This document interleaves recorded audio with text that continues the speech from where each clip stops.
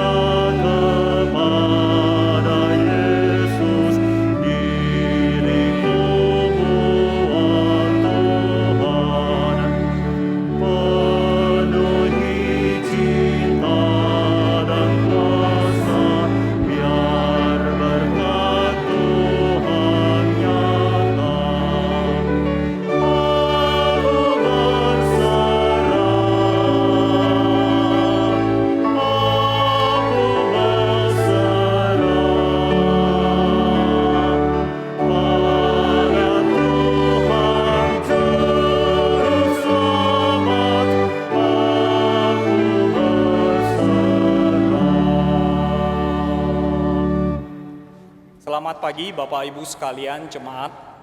Kita bersyukur kita diberi kesempatan untuk beribadah.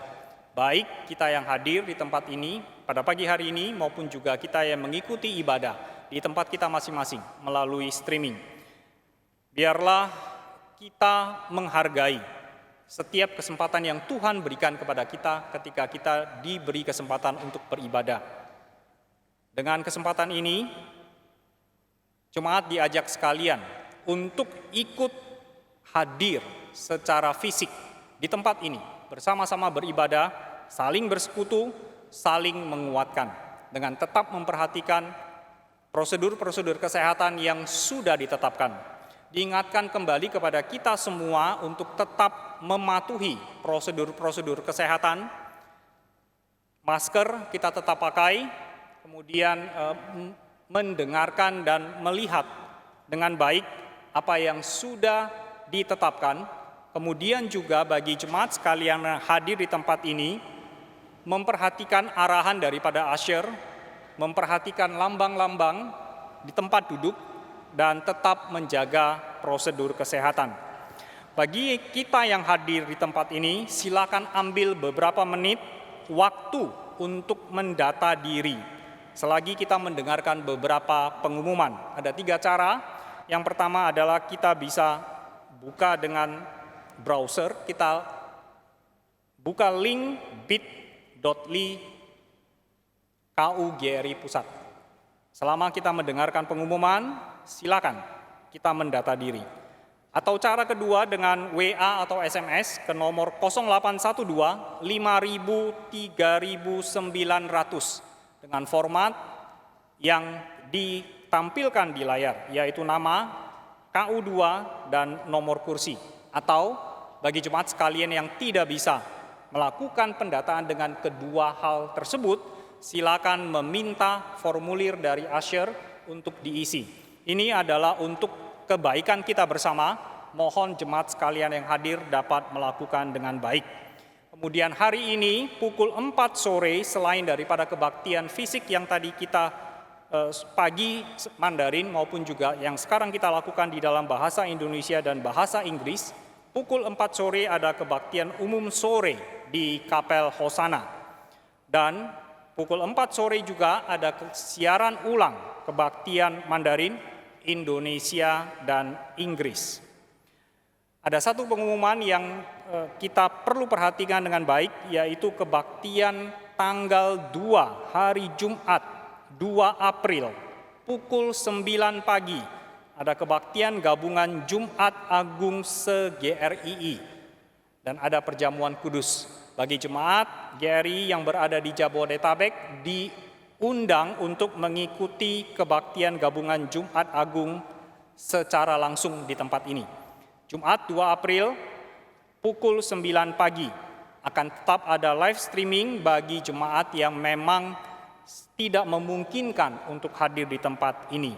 Lalu untuk kebaktian gabungan Paskah GRII Pusat, yaitu hari Minggu tanggal 4 April pukul 9 pagi, juga akan dipimpin oleh Pendeta Dr. Stephen Tong dalam bahasa Mandarin dan bahasa Indonesia.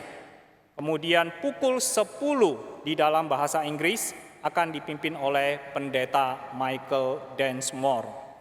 Ada satu acara retreat khusus, yaitu mempersiapkan calon hamba Tuhan. Retreat ini dilakukan secara Zoom, akan juga dibawakan oleh Pendeta Dr. Stephen Tong dan rekan-rekan Sabtu 17 dan 24 April. Silakan sampaikan kepada rekan-rekan yang masih bergumul atau kita sendiri yang bergumul untuk menjadi hamba Tuhan sepenuh waktu. Sabtu 17 dan 24 April. Silakan mendaftar di link yang ditunjukkan di layar dan silakan sampaikan kepada mereka yang sedang bergumul untuk menjadi hamba Tuhan.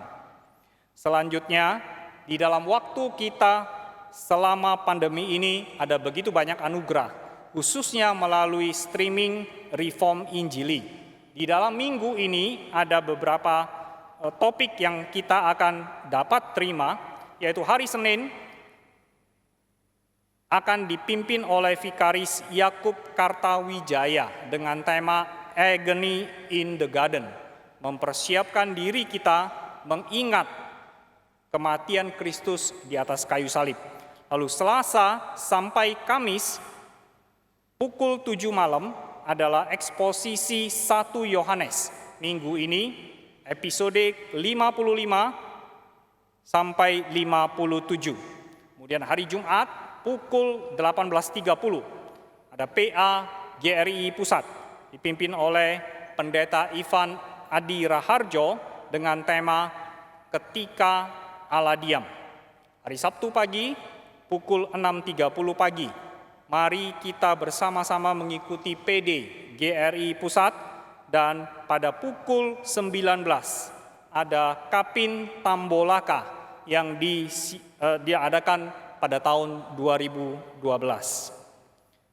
Selanjutnya, bagi kita yang kesulitan untuk mengikuti kelas-kelas teologia karena tidak bisa hadir di Jakarta, Sekarang dimungkinkan untuk mengikuti kelas Stretch, yaitu kursus teologia bagi kaum awam, dan dilakukan melalui Zoom. Akan ada doktrin Alkitab bagian pertama, dipimpin oleh Pendeta Rudi Gunawan, yaitu tanggal 6 April. Lalu ada studi PL5, puisi, Ayub, pengkhotbah, dan Kidung Agung, yang akan dipimpin oleh Vikaris Grace M. Tumeluk, yang akan dimulai tanggal 22 April. Silakan ajak Bapak Ibu bagi kenalan, bagi guru-guru agama, bagi guru-guru sekolah minggu, ataupun jemaat umum yang mau mempelajari teologi bagi kaum awam. Bukan saja terbatas bagi di Jakarta, tetapi juga di seluruh dunia, bagi yang memungkinkan untuk menerima siaran melalui internet. Selanjutnya ada kebaktian dan ibadah Jumat Agung dan Paskah bagi sekolah minggu, hari Sabtu, dan bagi anak-anak sekolah minggu dan bagi remaja. Bagi sekolah minggu dengan tema Hidup bagi Yesus. Sekolah minggu dilakukan dalam 3 bahasa, ibadah Jumat Agung dan Paskah ini dilakukan dalam 3 bahasa, bahasa Indonesia, bahasa Inggris, dan bahasa Mandarin, dengan pembagian kelas. Bapak Ibu jemaat sekalian mungkin boleh foto atau boleh ambil supaya apa? Menginformasikan kepada teman-teman, menginformasikan kepada mereka yang gerejanya tidak melakukan ibadah Jumat Agung dan Paskah bagi anak-anak. Demikian juga untuk informasi lebih lanjut dapat menghubungi 0813 5000 1700. Untuk remaja, Sabtu 3 April pukul 16 juga ada kebaktian Paskah yang akan dibawakan oleh Pendeta Ivan Adi Raharjo dengan tema The Day of Hope Between Despair and Victory. Remaja, sekolah minggu, dan pemuda menjadi pilar yang kita harus perhatikan terus-menerus, karena mereka lah nanti yang akan menggantikan kita menjadi tubuh Kristus di dalam keterbatasan kita, di dalam usia yang Tuhan berikan kepada kita. Biar ini menjadi perhatian kita semua sebagai anggota daripada gereja. Selanjutnya adalah permohonan nikah Saudara Alwendi Pabunga Sumbung dengan Aprilia Lestriani. Mari kita bersama-sama mendoakan mereka, biarlah Tuhan memberkati persiapan pernikahan mereka. Demikianlah pengumuman pada pagi hari ini. Mari kita bersama-sama berdiri, kita mempersiapkan hati untuk berdoa syafaat. Mari kita menyanyikan pujian nomor 3, ayat yang pertama saja.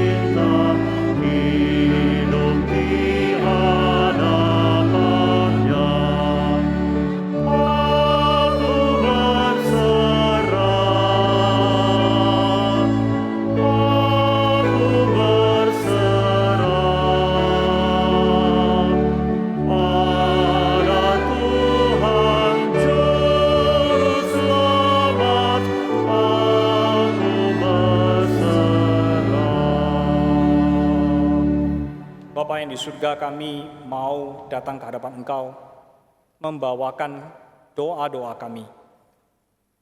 Sebelum kami masuk ke dalam doa-doa yang kami bawakan di hadapan Engkau, Tuhan kiranya sekali lagi mengampuni kesalahan dan dosa-dosa kami, yang kami kerjakan, yang kami lakukan, di dalam ketidakmengertian maupun juga di dalam keberdosaan kami.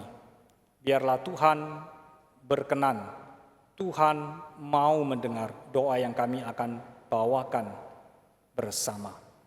Jemaat sekalian, mari kita bersama-sama berdoa, kita buka suara. Yang pertama kita berdoa, mari kita berdoa bagi pemimpin gereja. Sebagai penilik jemaat, untuk terus melihat kepada Kristus dan bersama-sama berada di depan memimpin jemaat untuk meluaskan kerajaan Tuhan. Mari kita bersama-sama buka suara, kita berdoa bagi pemimpin-pemimpin gereja.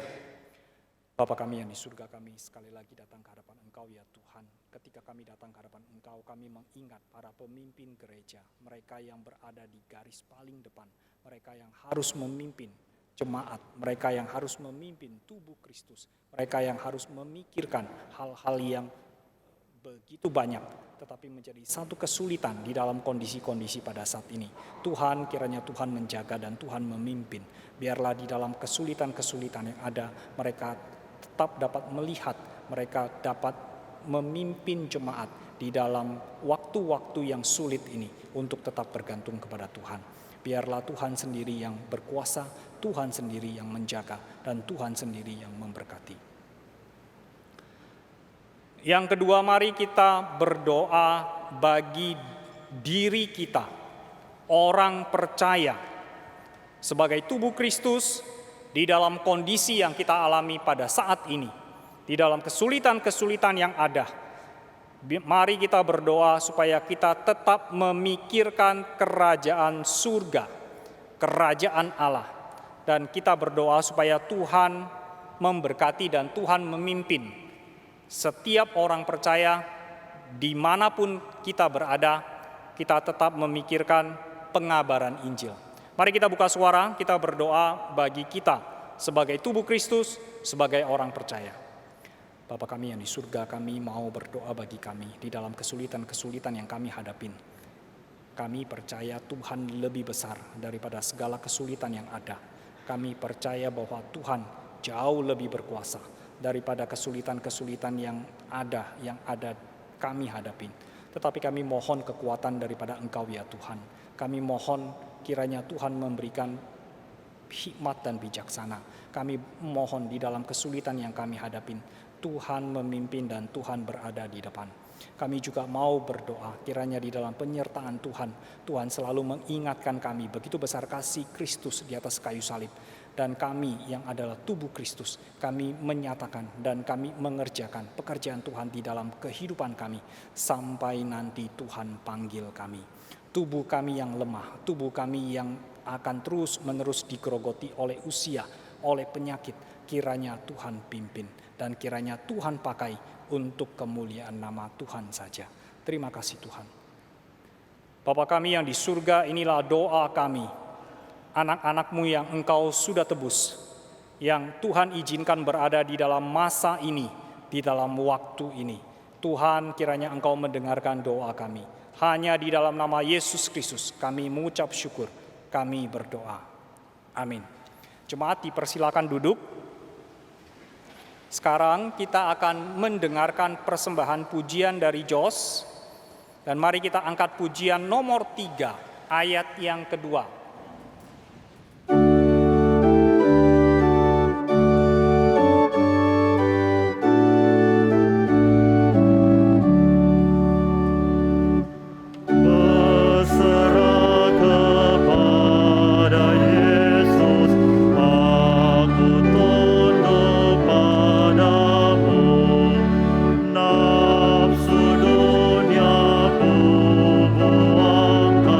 Terima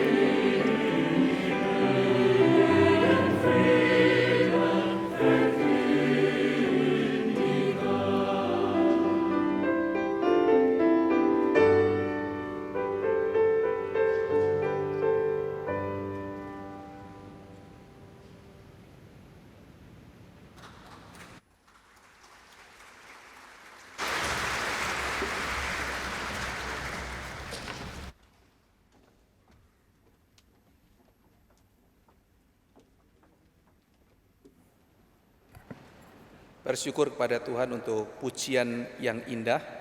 Kita bersama-sama akan kembali memuji Tuhan. Mari kita menyanyikan lagu nomor 3, Aku Berserah.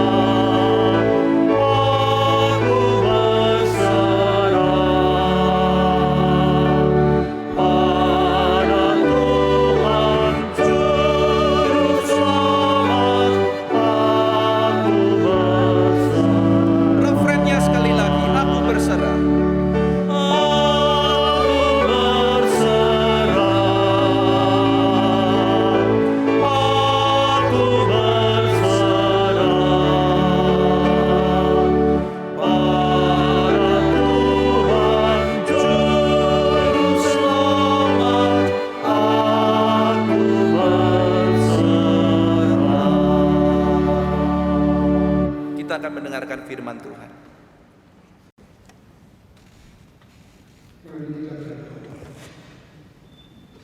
Bapa di dalam surga, kami bersyukur untuk pengajaran yang setiap minggu Tuhan berikan kepada kami.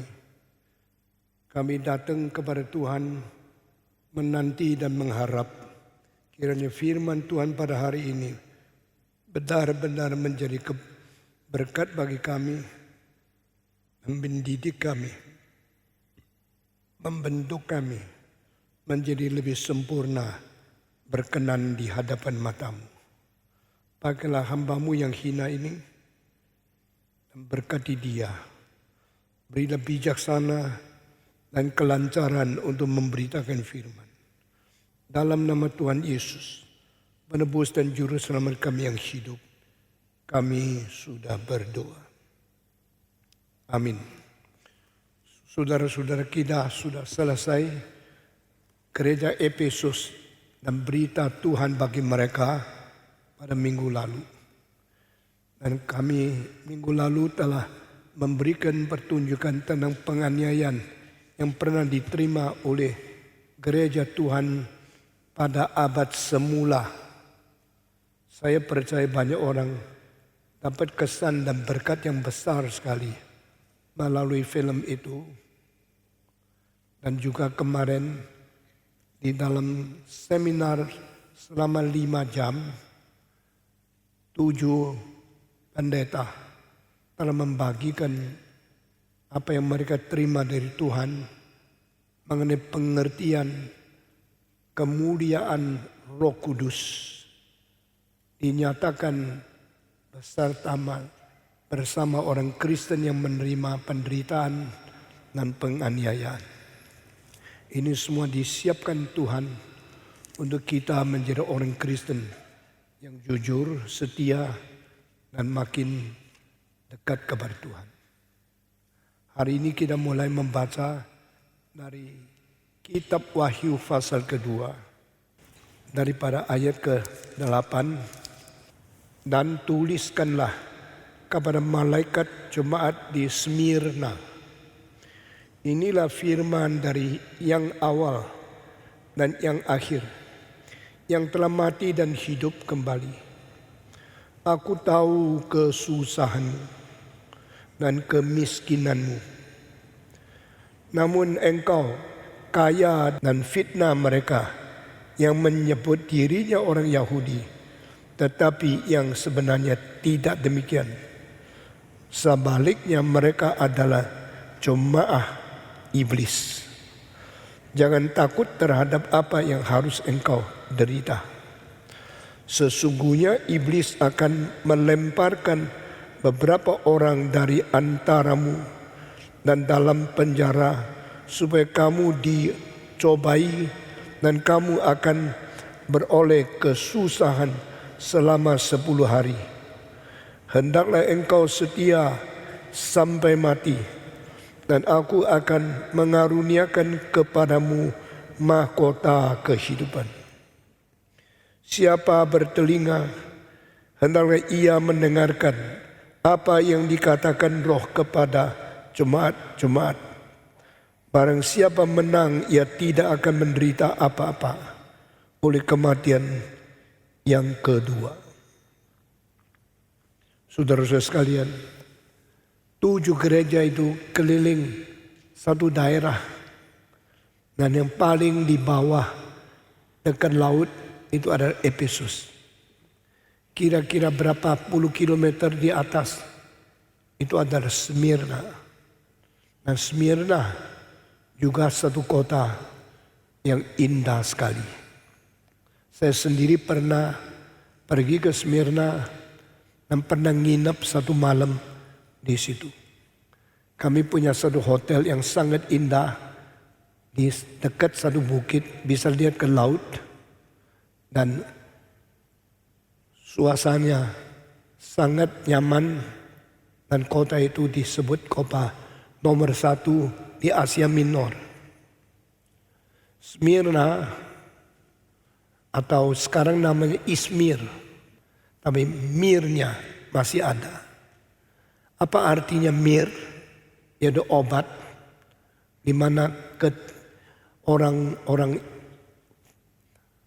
yang datang menyembah Yesus dari timur, orang Majus, membawa 3 macam untuk persembahkan kepada bayi Yesus sebagai the newborn king, raja yang baru lahir. Itu emas, mir, dan obat yang lain lagi. Nah, ini 3 macam melambangkan Yesus Kristus adalah raja, adalah nabi, dan adalah iman. Obat mir itulah untuk dipakai untuk orang-orang membakar semenyam kepada Tuhan, mengwakili Yesus adalah seorang imam. Nah, istilah ini adalah istilah yang dipakai oleh kota Smyrna. Smyrna atau kota sekarang namanya Izmir, kota yang kemenyan yang dibakar itu artinya. Sehingga memberikan persembahan, menyatakan kesetiaan, menjadi nama yang dipakai untuk kota ini.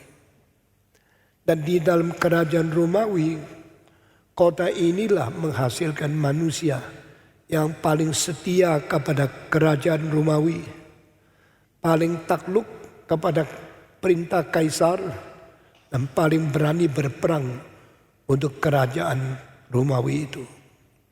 Sehingga Smyrna menjadi kota yang terkenal di dalam berani perang dan setia untuk kaisar dan membela negara mereka sendiri. Itu sebab di dalam kota ini dituntut oleh Tuhan, engkau juga harus setia kepada aku. Saudara sekalian, pemuda-pemudi yang berada di kota ini sering ikut perang dan selalu menang.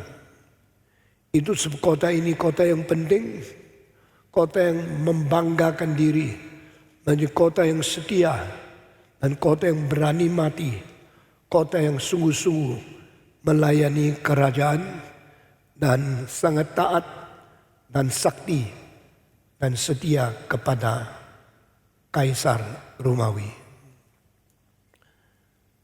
Paulus pernah tidak tahu, tapi setelah Paulus mati 31 tahun sesudah itu, maka Yohanes yang menggembalakan gereja di sini.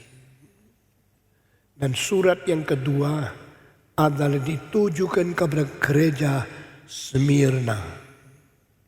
Tuhan berkata, tulislah surat kepada pesuruh yang melayani di gereja Smyrna.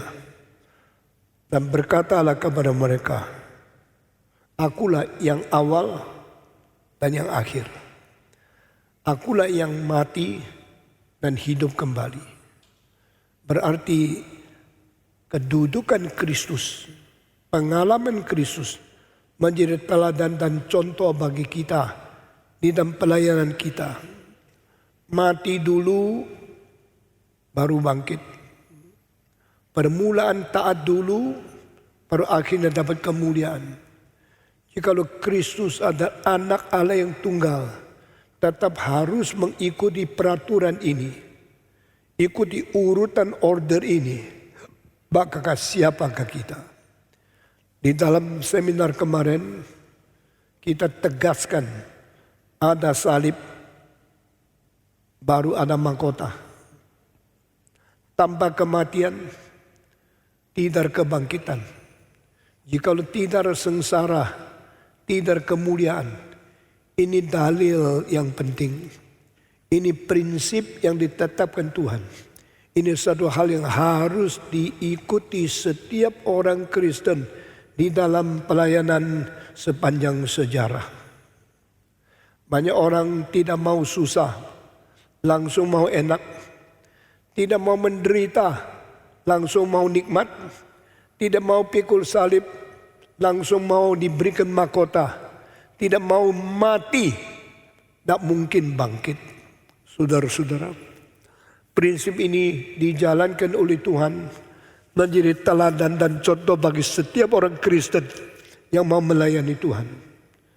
Yesus berkata, ikutlah teladanku, pikullah bebanku, tanggunglah kuk aku, belajarlah daripadaku. Gereja jangan ikut mereka yang menyeleweng, yang maunya dapat berkat, dapatnya mulia, dapatnya makmur, dapatnya lancar, dapatnya anugerah, tapi tidak mau membayar harga, tidak mau menjalankan tugas, tidak mau pikul salib. Tidak mungkin kita menjadi murid Tuhan yang baik. Tidak mungkin kita diterima untuk mengikut Dia. Barang siapa yang mau ikut aku, pikullah salibmu sendiri saben hari.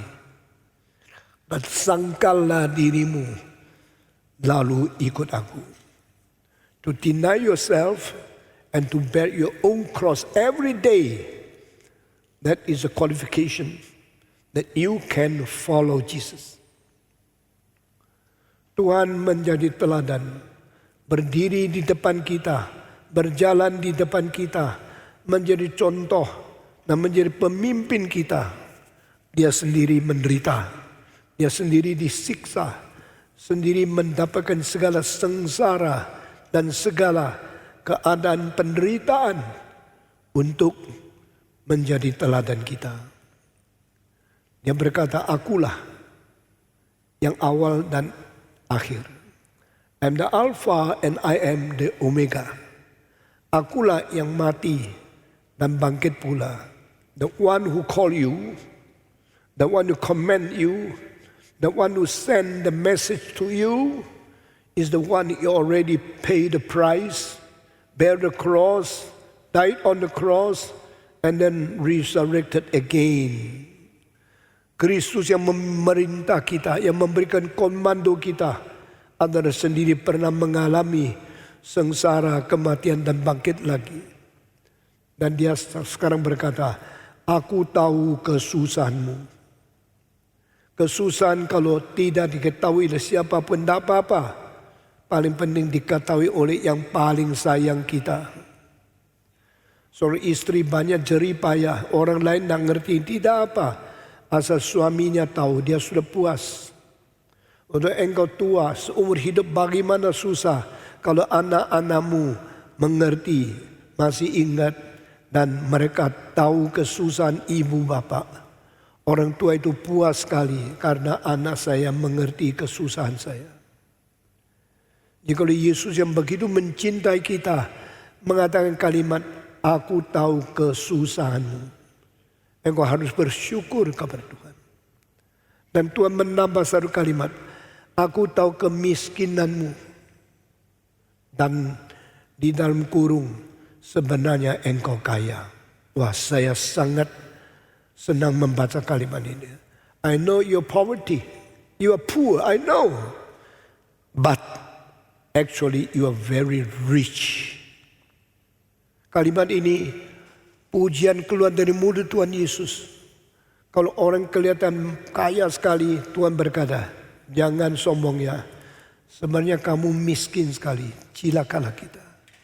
Tapi sebaliknya Tuhan berkata memuji gereja Smyrna, aku tahu kemiskinanmu, sebenarnya engkau kaya sekali. Inilah orang berbobot, orang yang kelihatan enak, besar, tangga di luar, dalamnya ompong, kosong. Itu orang tidak berbobot dan tidak bermutu. Tetapi banyak orang suka begini. Di Manado ada satu pepatah. Sebelum ada nasi, beli nasi sama sia. Tidak ada nasi, tidak apa-apa. Ada nasi lebih penting. Model luarnya sombong, kelihatan megah, kaya. Tapi dalamnya keropos, dalamnya kosong, dalamnya miskin sekali. Orang semacam demikian tidak tahan uji. Kelihatan hebat, waktu diuji semua gagal. Kelihatan kaya, waktu diketahui dalamnya kosong. Kelihatan pintar, banyak pengetahuan, waktu dibicarakan sama dia tidak tahu apa-apa. Apapun tidak tahu. Itu orang miskin. Gereja yang baik ada gereja yang luarnya biasa, dalamnya kaya iman, kaya pengharapan, kaya pengertian, kaya firman, kaya kekuatan pengabdian, kaya dengan semangat pelayanan, kaya dengan tahan mendapatkan segala kesulitan, tahan diuji, tahan dibanting, dalamnya berbobot sungguh-sungguh. Itulah yang Tuhan mau. Saudara-saudara sekalian, kita mulai dari kosong, dari miskin, dari tidak ada apa-apa. Gereja ini dimulai dari nol. Tidak ada dukungan dari luar negeri. Tidak ada kirim uang daripada gereja besar di seluruh dunia. Gereja ini mulai dari nol. Kita mulai berkhotbah. Tidak tahu siapa yang mau datang dengar khotbah. Tidak tahu siapa yang mau menjadi anggota. Tetapi dari permulaan ketat, yang mau jadi anggota harus ikut katekisasi. Harus bisa lulus. Harus mengerti firman. Harus bersiap menjadi Kristen yang taat. Orang yang sungguh-sungguh mempunyai pengertian firman. Saudara-saudara. Dan gereja ini akhirnya di dalam 29 tahun kemudian kita sudah mempunyai gedung gereja yang indah dan mempunyai segala kelengkapan yang diperlukan. Dengan tidak pernah minta uang dari luar negeri, tidak pernah pergi minta dukungan donasi dari orang kaya. Karena pendetanya, pendirinya mempunyai keputusan bukan bersandar kepada manusia. Tuhan berkata, engkau miskin, saya tahu. Tapi tidak usah khawatir. Engkau mempunyai kekayaan di dalam. Karena engkau mempunyai kekayaan di dalam, tidak usah takut kalau kantongmu kosong.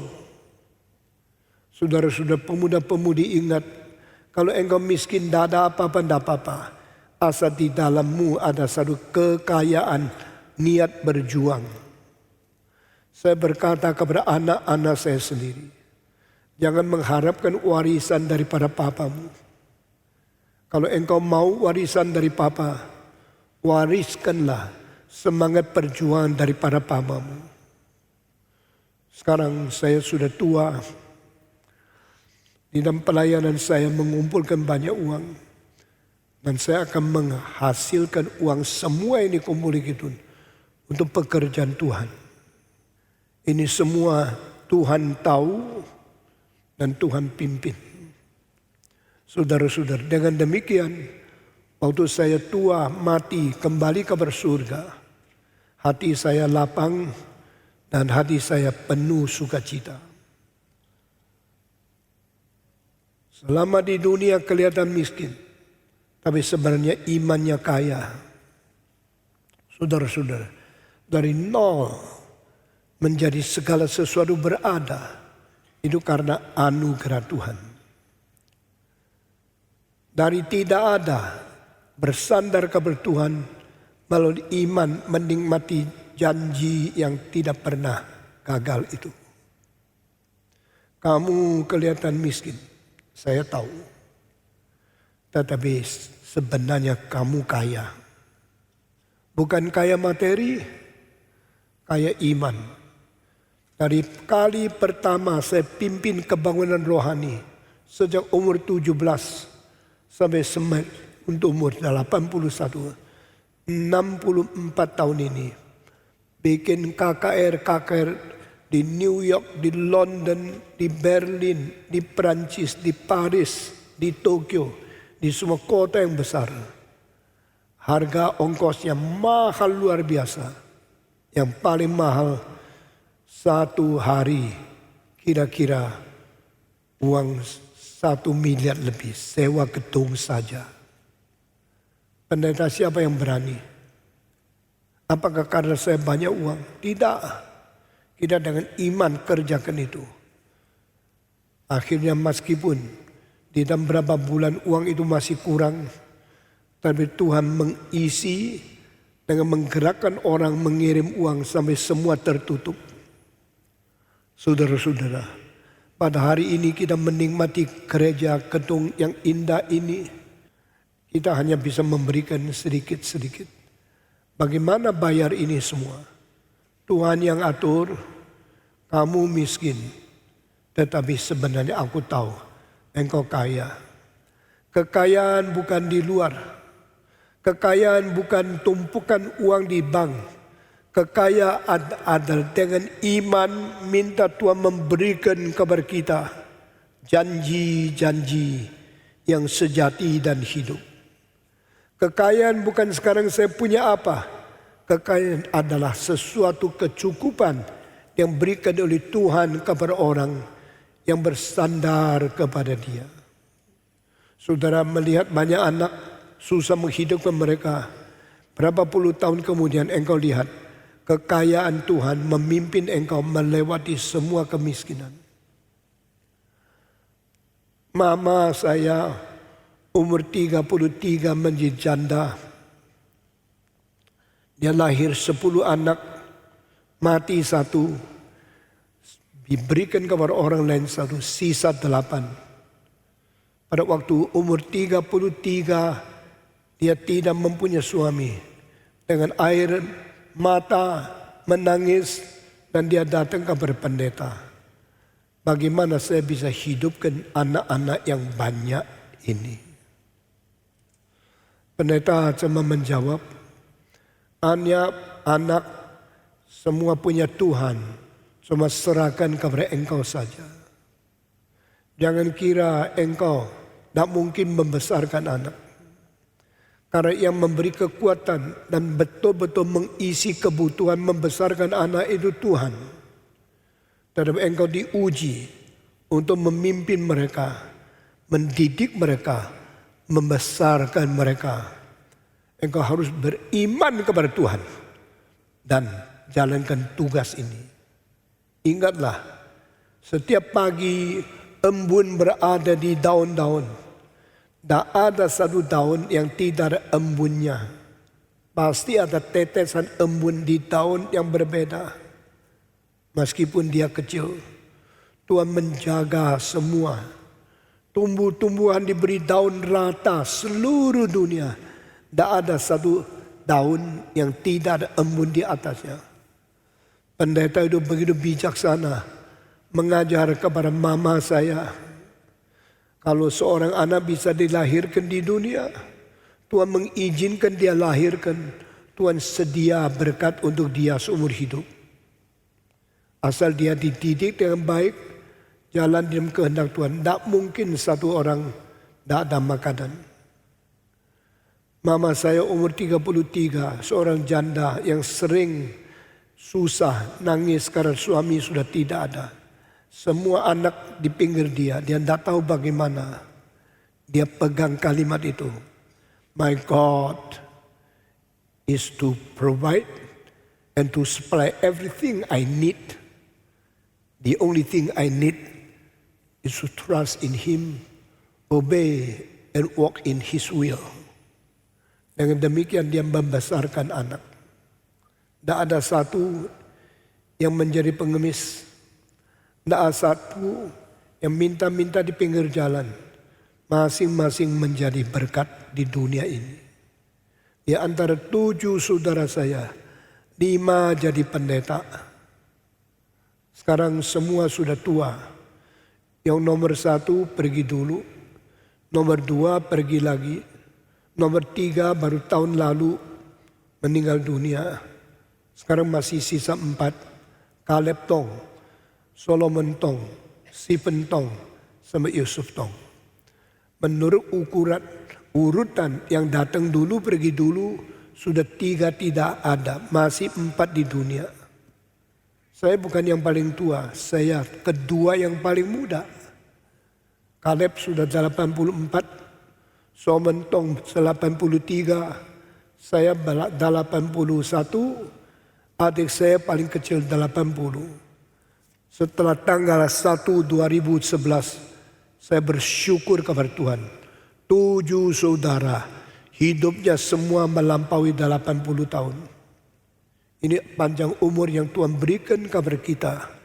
Dan ini pemeliharaan Tuhan yang setia, tidak membuang. Seperti apa yang pendeta saya bicara sama mama saya. Jangan takut anak banyak. Setiap anak diizinkan lahir, ada berkat Tuhan yang sudah disiapkan bagi mereka. Pandanglah kepada Tuhan.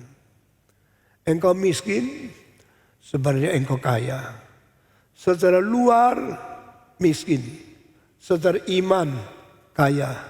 Secara kantong miskin, secara hati kaya. Hatimu kaya dengan pengharapan. Hatimu kaya dengan iman kepada Tuhan.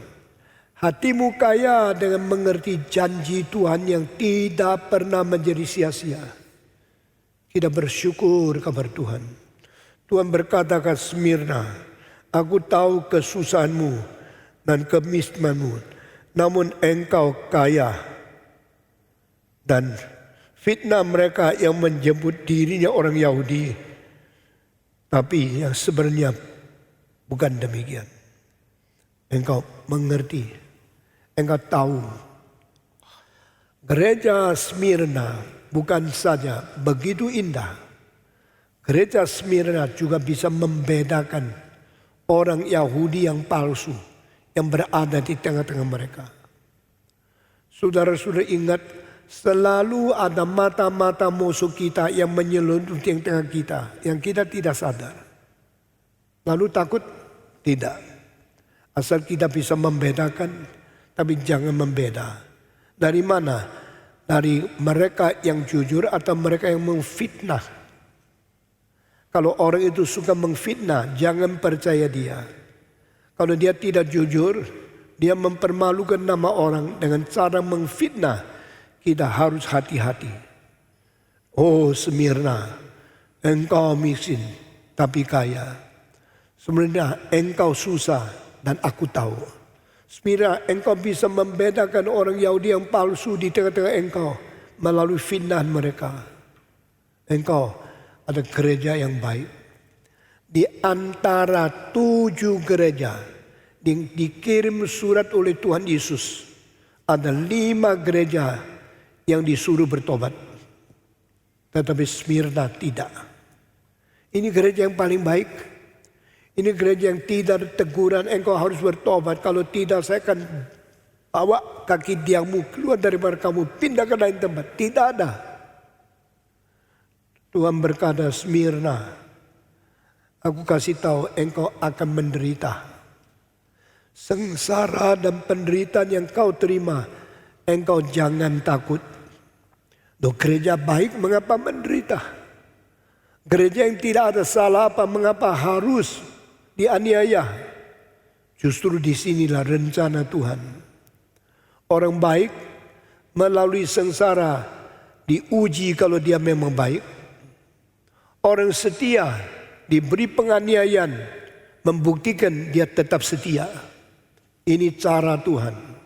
Justru yang baik harus membuktikan dia baik. Yang setia harus diuji kesetiaan. Dan pada waktu engkau diuji, engkau dianiaya, engkau menderita, engkau tetap tekun setia mengikuti Tuhan. Dan setia jujur menjadi orang Kristen yang baik, Tuhan dipermuliakan. Itu sebab Tuhan Yesus bukan menegur, tapi memberikan kekuatan. Bukan kepada mereka janji aman, makmur, sukses, tapi kasih tahu mereka, engkau akan menderita siksaan. Hei Smirna, engkau di dalam kerajaan Romawi terkenal. Kotanya paling indah, pemudanya paling berani, rakyatnya setia kepada Kaisar Romawi. Tapi bagaimana dengan engkau setia kepada aku? Saya kasih tahu. Kalau orang Smirna setia kepada Romawi dan engkau setia kepada saya, dengan sendirinya mereka akan menyiksa kamu. Karena mereka menuntut semua orang Romawi harus setia kepada Kaisar, tidak boleh kepada Yesus. Itu sebab engkau akan dianiaya, dirongrong, disiksa, diberikan penderitaan. Lalu Tuhan Yesus berkata, Smirna, penderitaan yang kamu akan terima, jangan takut. Saudara-saudara sekalian, kekayaan seseorang termasuk kekayaan batin dan semangat yang tidak takut disiksa, itu kekayaan. Kekayaan uang itu soal kecil. Saudara-saudara, di dunia sekarang, di dalam digital world, di dalam IT world, usaha perusahaan yang hari ini kaya besok langsung merosot ratusan miliar, itu gampang sekali. Uang itu paling tidak bisa diandalkan. Uang itu paling berlayang-layang, tidak ada ketentuan. Jangan sombong, kan engkau kaya. Itu kekayaan yang tidak padat dan tidak sejati. Kekayaan yang sejati dan kekayaan bersandar kepada Tuhan. Kekayaan pegang teguh janji Tuhan. Kekayaan yang sejati, kekayaan yang tidak gampang digoncangkan oleh situasi bagaimanapun. Meskipun pandemik, meskipun COVID, meskipun sulit berdagang, makin sulit income-nya merosot. Tapi iman yang kuat memegang janji Tuhan dan mempunyai keberanian tidak takut penganiayaan. Itulah kekayaan yang sangat sejati dan penting adanya. Hei Smyrna, jangan takut sengsara yang akan kau terima. Ada orang-orang di tengah-tengah kamu berapa yang akan dimasukkan ke dalam penjara. Dan kamu akan menderita 10 hari di dalam penyiksaan. Apa itu artinya? 10 hari. Oh gampang, matahari terbit 10 kali selesai, tidak ada sisa lagi. Bukan itu artinya.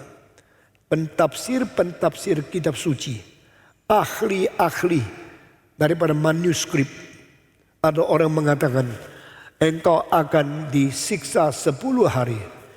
Ini adalah mengatakan bahwa di dalam kerajaan Romawi ada 10 kaisar yang akan menganiaya tak habis-habis, satu ikut satu, sampai orang Kristen dibunuh ratusan ribu.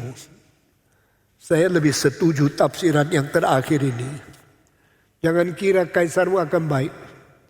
Daripada kira-kira tahun 60 kita melihat dan sebelumnya saudara kaisar Romawi yang menangkap orang Kristen, mempenjarakan mereka, memukul mereka, menyiksa mereka, dan menganiaya dengan besar-besaran. Kaisar-kaisar yang terkenal yang menganiaya orang Kristen pada gereja semula-mula, mulai daripada orang-orang seperti Caligula, seperti Nero, seperti Trajanus, seperti Domitian, seperti Diocletian, lalu seperti orang-orang Romawi yang namanya Marcus Aurelius. Terus tidak habis-habis mereka menyiksa orang Kristen. Sampai abad keempat 325 barulah Kaisar Konstantin yang agung berhenti menganiaya. 10 kaisar itu menganiaya, menyiksa, mempenjarakan, memukul, menggantung, mensalibkan Kristus.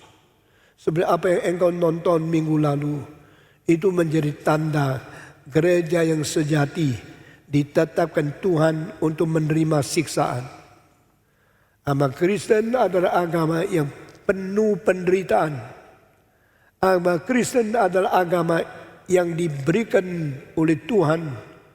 Nubuat-nubuat tentang siksaan, penganiayaan tidak henti-henti. Di dalam abad pertama, yang mati, dibakar, disalib, ditikam oleh singa, yang disalibkan, yang dipenjarakan, lebih dari ratusan ribu orang Kristen.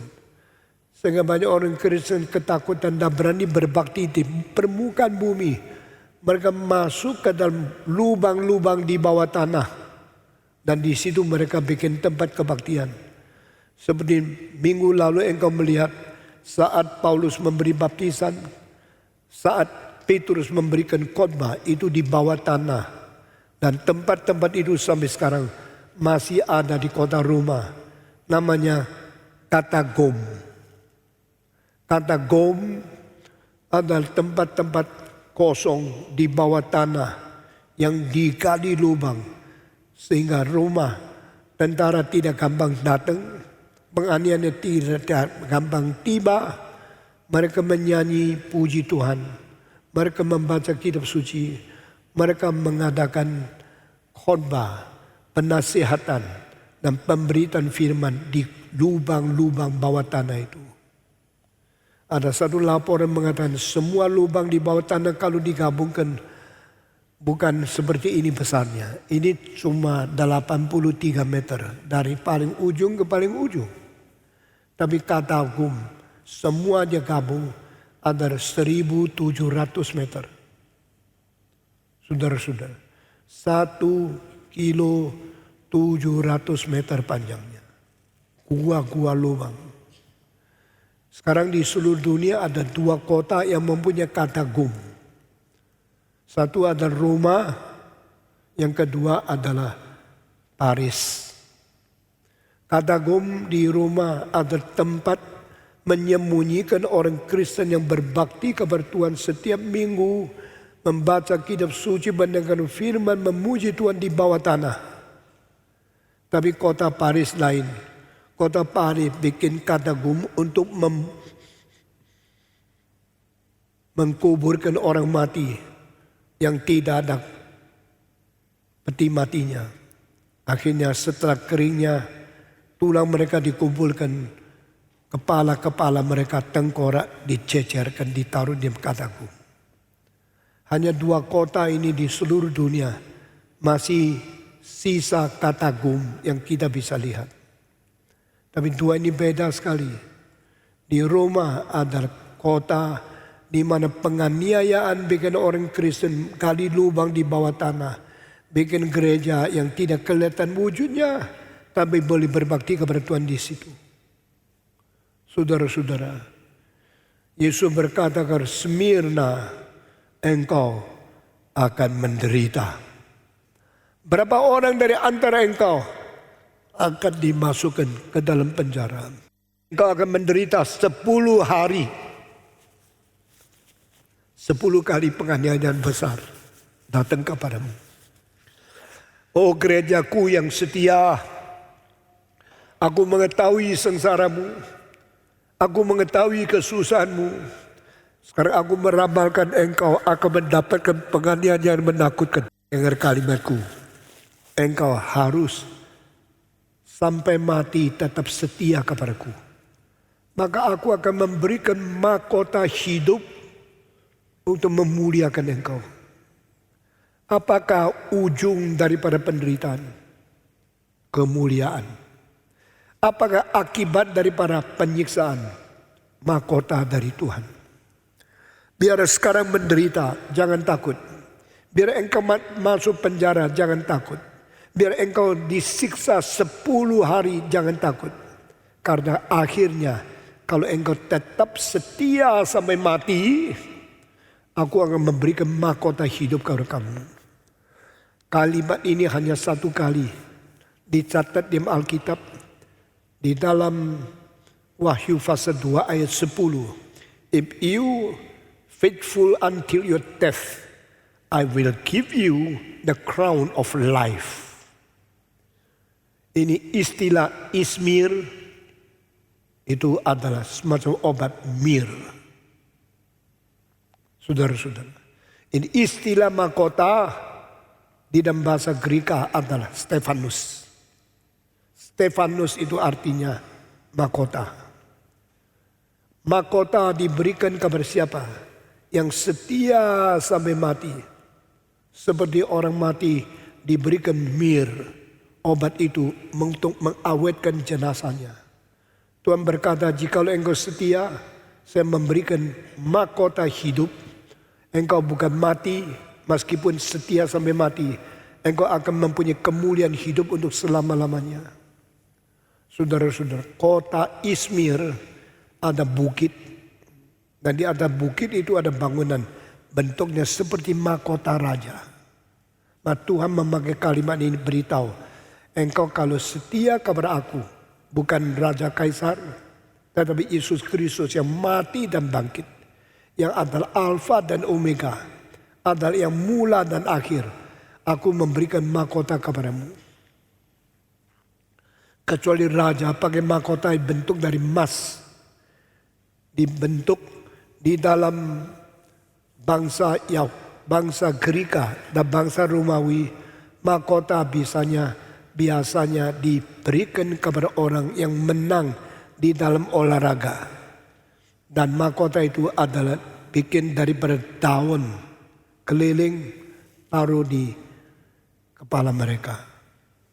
Waktu ditaruhkan gelang daun yang menjadi bentuk mahkota, semua orang tepuk tangan memuliakan dia karena dia sudah menang.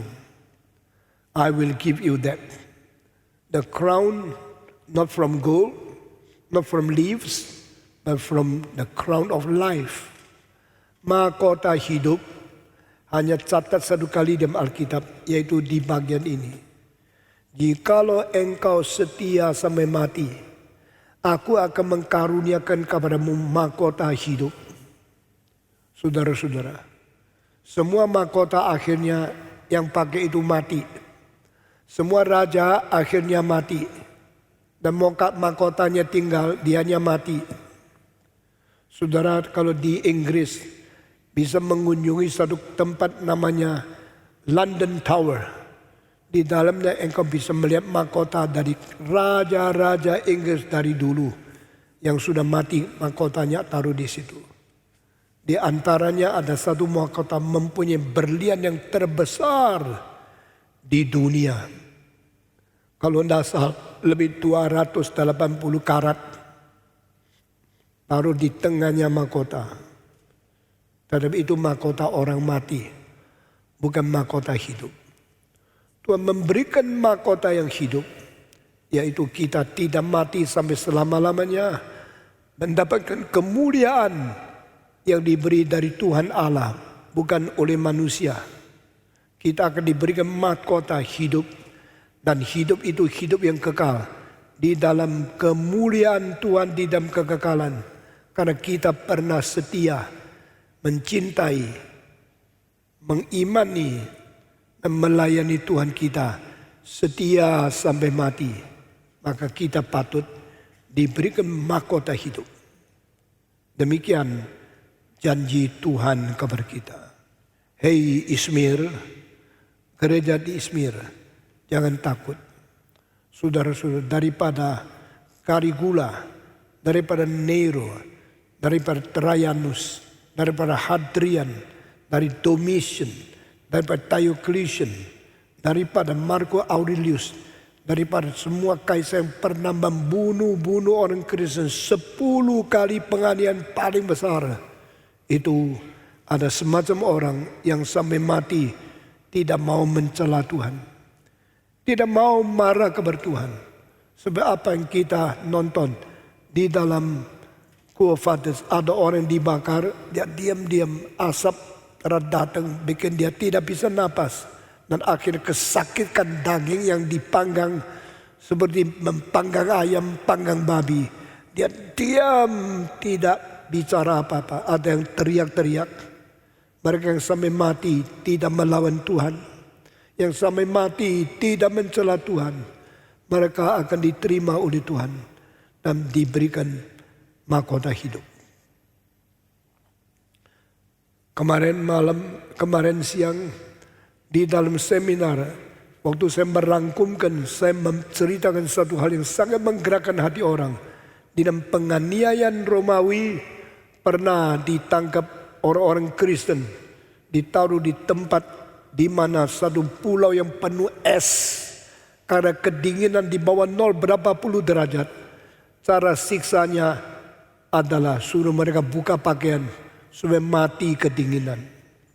Waktu pakaian yang tebal satu persatu dilepaskan, mereka mulai gemetar dan tidak bisa tahan kedinginan yang begitu dingin.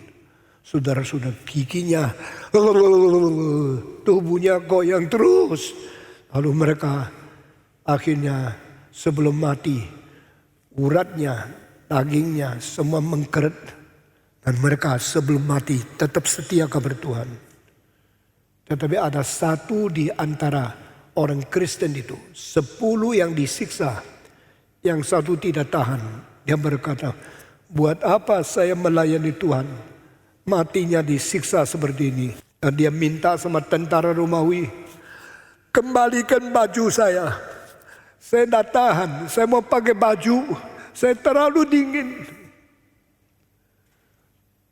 Dan tentara bilang, hak apa yang kau pakai baju? Engkau sudah percaya Yesus Kristus. Engkau pengkhianat kerajaan Romawi. Engkau tidak boleh pakai baju. Dia bilang, tolong kembalikan baju saya. Sekarang saya menyesal mengikut Yesus. Saya sekarang tidak mau percaya kepada dia. Saya mau membuang dia, menyangkal dia. Saya mengkhianati dia. Pokoknya saya hidup karena saya tidak tahan. Lalu mereka memberikan setumpuk baju yang tebal-tebal kepada dia. Dia mulai pakai satu-satu. Waktu dia pakai terus mulai tidak dingin. Mulai dia bisa tenang. Dan yang lain sudah hampir mati.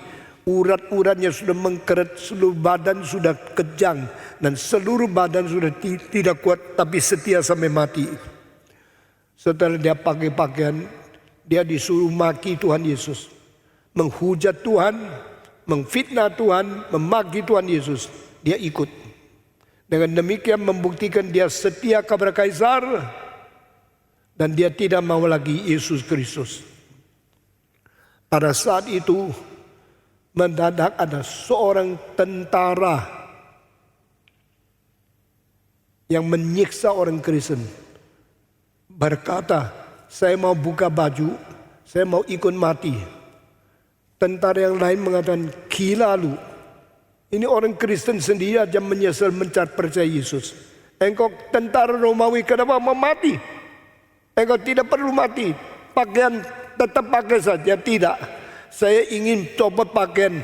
Hanya sisa celana dalam seperti 9 orang yang mau mati itu. Saya mau ikut mereka.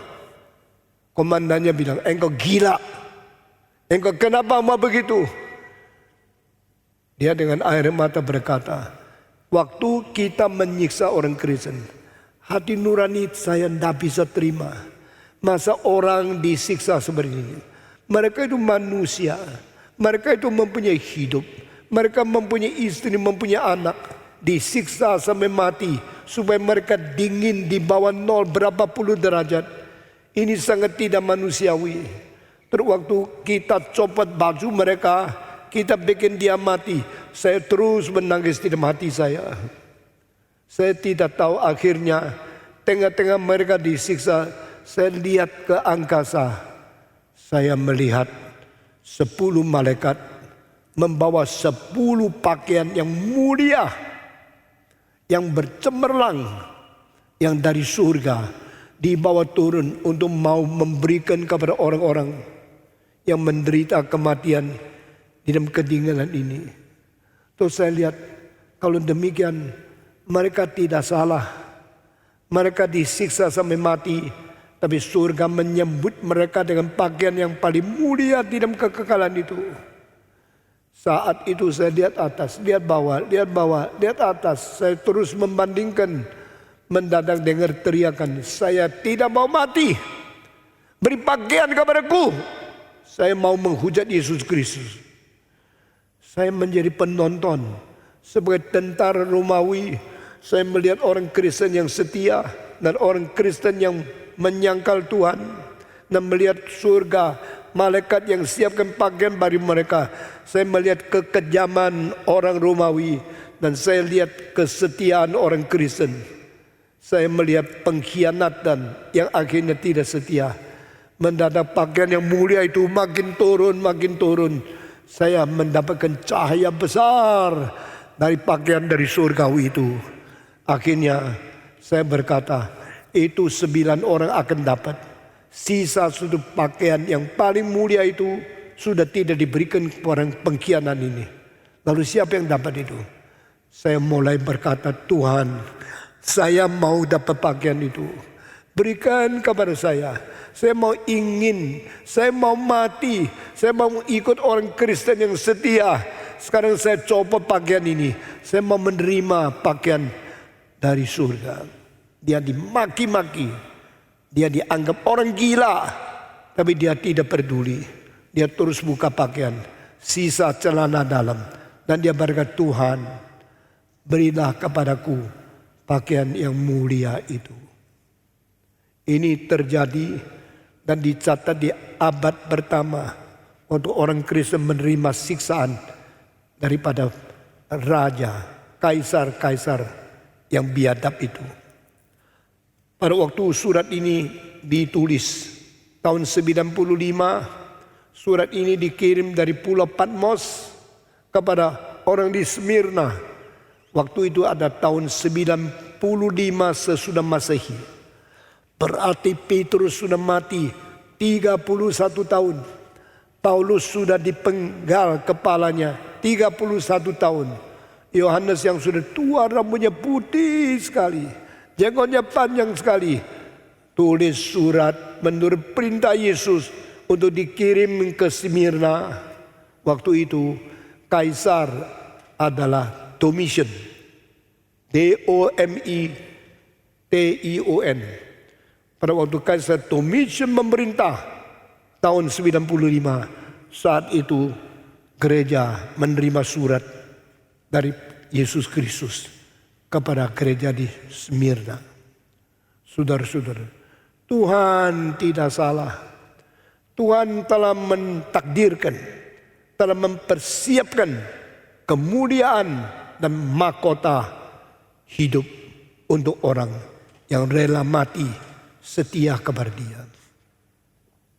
Engkau jikalau setia sampai mati, aku akan memberikan mahkota kemuliaan, mahkota kehidupan kepada engkau. Saudara-saudara, inilah surat yang penting kedua dari Yesus yang sudah mati dan bangkit, yang sudah naik ke surga, kirim surat untuk gerejanya di dunia. Saya 2 minggu yang lalu berkata, 7 gereja ini bukan hanya mewakili 7 gereja di Asia Minor di situ. 7 gereja ini mewakili seluruh gereja di dalam dunia. Juga mewakili setiap zaman orang-orang Kristen hidup gerejawinya bagaimana. Termasuk gereja ini. Di antara 7 gereja, engkau bisa melihat situasi kita seperti apa. Kegagalan kita di mana? Janji Tuhan untuk kita itu apa? Belajar baik-baik 7 gereja ini. Supaya kita menjadi gereja yang setia, yang mencintai Tuhan, yang taat perintahnya, yang jalan kehendaknya, sehingga diperkenan oleh Dia. Di sini Yesus Kristus berkata, iblis akan melemparkan berapa orang daripada antara kamu ke dalam penjara, supaya kamu dicobai dan kamu akan beroleh kesusahan selama 10 hari. Hendaklah engkau setia sampai mati, dan aku akan mengkarunia kepadamu mahkota kehidupan. Saya tidak tahu kapan penganiayaan datang ke gereja di Indonesia. Penganiayaan sudah di India, penganiayaan sudah di Tiongkok, penganiayaan sudah banyak di negara-negara Amerika Selatan. Indonesia sementara ini masih diberikan kebebasan, kelancaran berbakti, beribadah, mengabar Injil di dalam zaman ini. Tetapi jangan kira siang terus tidak malam. Tuhan Yesus berkata, bekerjalah selagi siang. Kalau waktu malam sudah datang, tidak ada orang bisa bekerja bagi Tuhan. Ada zamannya gereja lancar. Ada zamannya gereja disiksa. Ada zamannya kita berita Injil dengan bebas. Ada zamannya kita diikat tangan kaki. Kita tidak mempunyai kebebasan memberitakan firman Tuhan kepada orang lain. Selagi hari masih siang, cepat bekerja. Karena waktu malam sudah datang, tidak ada orang boleh bekerja lagi. Mari kita pelihara cinta kepada Tuhan. Pelihara setia terhadap firman Tuhan. Sampai mati. Sehingga mahkota dari Tuhan Yesus akan diberikan kepada kita. Sehingga kita boleh mempunyai mahkota kehidupan untuk melanjutkan hidup kekal bersama dengan Kristus di dalam kemuliaan. Kiranya Tuhan memberkati kita, jadikan gereja kita gereja yang setia, gereja yang tahan uji, gereja yang bisa menang atas pencobaan, gereja yang bisa melewati penganiayaan, dan gereja yang akhirnya tetap diterima oleh Tuhan di tangannya. Karena di dalam gereja ada anak-anak iblis. Ada pesuruh-pesuruh setan yang melawan Tuhan, yang menuduh orang Kristen, yang akan memberikan fitnahan kepada kita yang mau setia, yang mau menjalankan kehendak Tuhan. Kiranya Tuhan memberikan kekuatan kepada kita dan memelihara kita menjadi orang Kristen yang setia sampai mati. Amin. Mari kita berdoa. Bapa di dalam surga, kami berterima kasih. Tuhan mengetahui gereja di setiap zaman. Tuhan mengetahui setiap orang Kristen di dalam setiap gereja. Dan Tuhan juga mengerti isi hati kami. Biar kami mempunyai hidup yang limpah dan kaya di dalam. Meskipun keluarnya kita bukan orang kaya. Tapi kami tidak minta-minta. Kami tidak mempunyai kebutuhan dari manusia. Karena Engkaulah Allah, gembalaku yang besar dari surga. Aku selalu cukup di hadapan Tuhan Allah. Dan aku akan mempunyai kesetiaan mengikuti Tuhan, melayani Tuhan, bersaksi bagi Tuhan sampai ajal tiba. Supaya kami boleh menerima pujian bukan dari manusia, tapi pujian dari surga. Kami boleh menerima berkat daripada Tuhan yang sudah mati dan bangkit.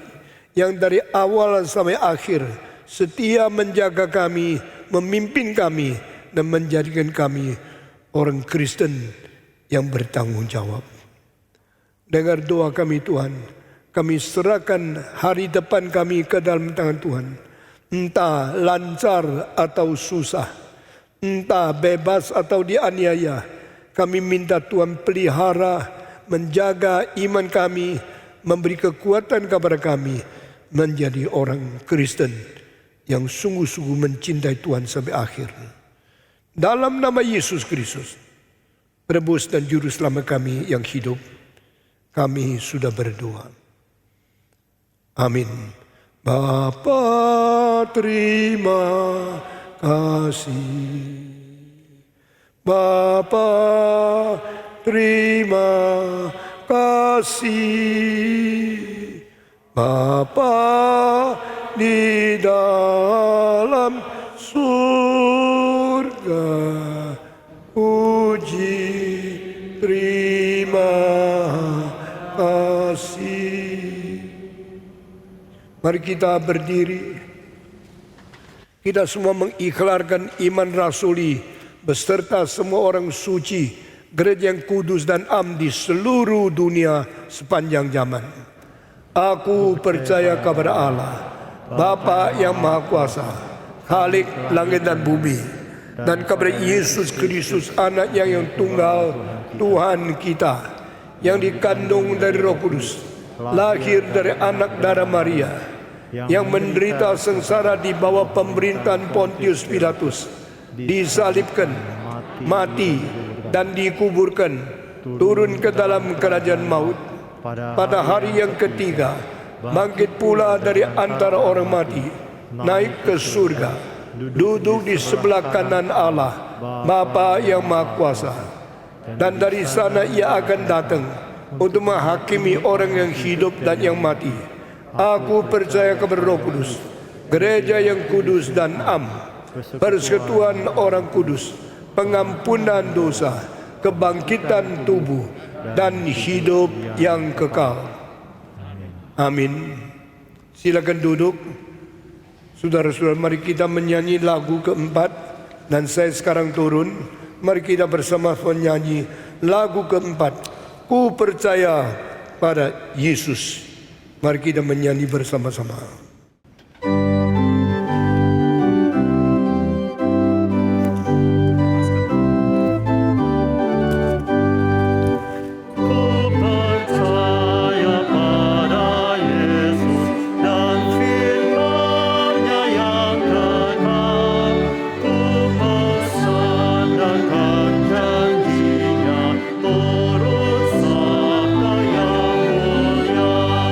Yesus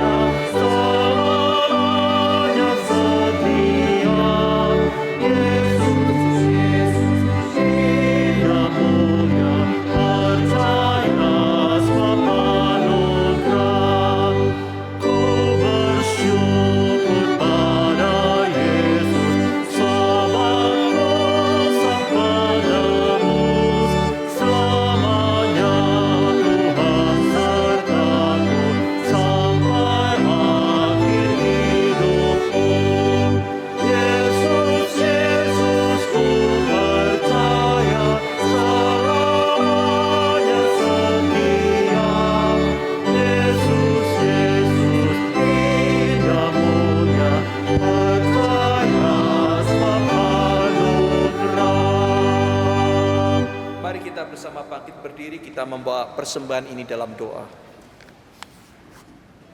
Bapa kami dalam surga, terima kasih Tuhan untuk anugerah Tuhan, untuk penyertaan Tuhan dalam sepanjang hidup kami. Kami bersyukur Tuhan untuk hari ini di mana kami masih diberikan kesempatan untuk beribadah kepada Tuhan. Kami mengucap syukur Tuhan untuk hari ini di mana kami masih diberikan kesempatan untuk mendengar kebenaran firman-Mu. Biar firman Tuhan boleh terus-menerus memelihara iman kami, menopang iman kami, dan memimpin iman kami untuk bersandar kepada Kristus yang tersalib. Kami juga mengucap syukur Tuhan untuk hari ini, di mana kami masih diberi kesempatan untuk berbagian di dalam mendukung pekerjaan Tuhan melalui persembahan Tuhan, juga berkati persembahan ini Tuhan, agar dapat memperluas pekerjaan Tuhan. Sekali lagi Tuhan, kami naikkan ucapan syukur kehadirat-Mu Tuhan. Di dalam nama Tuhan Yesus, Juru Selamat kami hidup, kami berdoa. Amin. Mari kita menaikkan doksologi dan menerima berkat.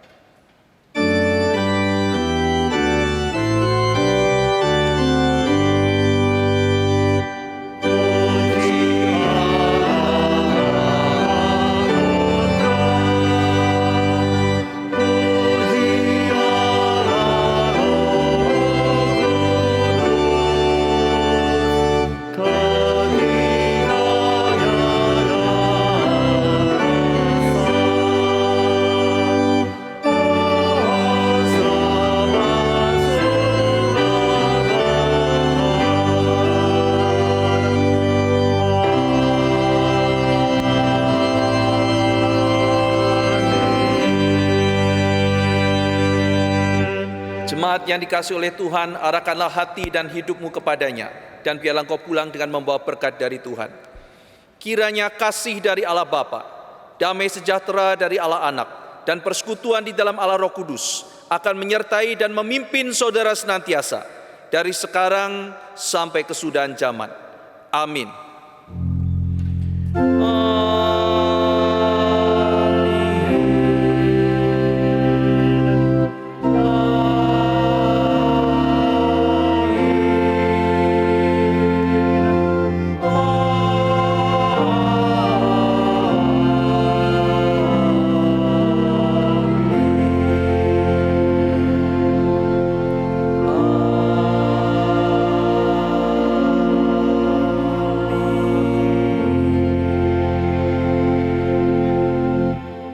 Persilakan duduk, waktu teduh dan ibadah selesai. Tuhan memberkati.